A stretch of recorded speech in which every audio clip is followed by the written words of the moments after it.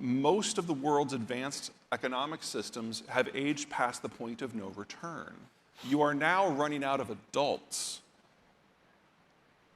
That's Germany. That's China. In 20 years, that'll be India. Okay, so think of a demographic structure like a pyramid. You've got lots of children at the bottom, very few retirees at top, and just mortality builds it up like that.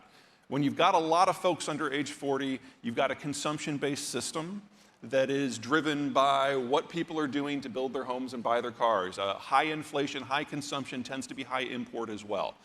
But as technology improves, as you industrialize and urbanize, your population structure turns into a chimney. And that's kind of the magic moment, because you've got a lot of people aged 20 to 45 who are consuming, and a lot of people aged 40 to 65 who are investing. A good balance of consumption and productive workers. And that is the moment that most of the world has been in between roughly 1980 and 2015. But as you keep aging, you eventually open up into an inverted pyramid. And you don't go back from that, because your birth rate has now been too low for 50 years. It's not that you're running out of children. That happened 30 years ago. You are now running out of adults. That's Germany. That's China. In 20 years, that'll be India. Most of the world's advanced economic systems have aged past the point of no return. We're going through a moment in the West and in the United States where the baby boomers are finally retiring. And we've thought about that from a fiscal point of view, and that's relevant. I don't want to try to talk anyone out of that. But have you ever thought of what it means for you? Because this is the world's single largest source of capital.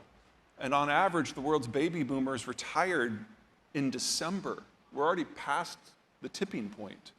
Not tipping point in terms of recovery. We passed that as a world 30, 40 years ago.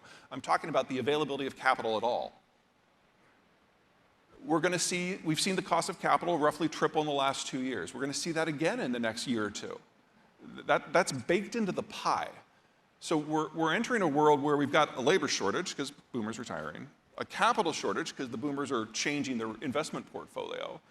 And in most parts of the world, there's not a consumption base to maintain this concept we have called globalization. Because ultimately, trade is about someone buying something. If you don't have a lot of people aged 20 to 45, there's not a lot of that going on. Northeast Asia and Western Europe are where these trends are most advanced. But the parts of the world where they are advancing most quickly are Russia and Ukraine. So even if we can avoid a general nuclear exchange, even if the Ukrainians continue being the David to Russia's Goliath and actually take it down, we still need a fundamentally different economic model. And the European Union is not going to be part of that.